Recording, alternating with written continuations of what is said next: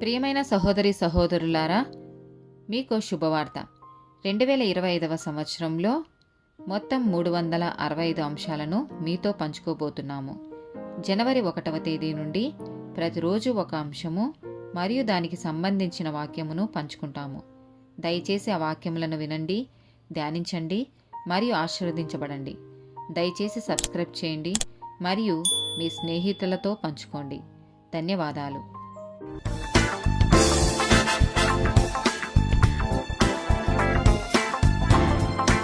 48th day topic దైవదూషణ.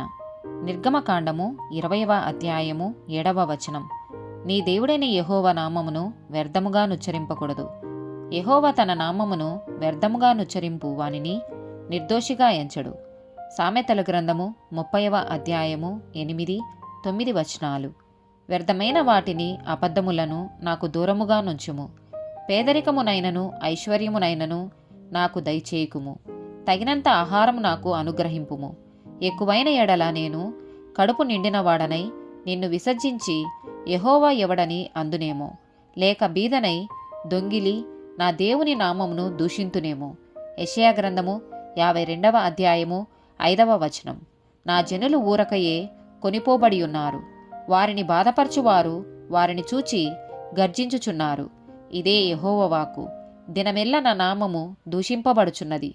యెహెజ్కేలు గ్రంథము 35వ అధ్యాయము 12, 13 వచనాలు. అవి పాడైనవి, మనకు ఆహారముగా అప్పగింపబడినవని నీవు ఇశ్రాయేలు పర్వతములను గురించి పలికిన దూషణ మాటలన్నీయు యెహోవానగు నాకు వినబడెనని నీవు తెలుసుకొందువు. పెద్ద నోరు చేసుకొని మీరు నా మీద విస్తారముగా ఆడిన మాటలు నాకు వినబడెను.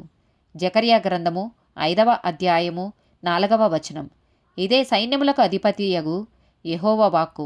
నేనే దాని బయలుదేరజేయుచున్నాను.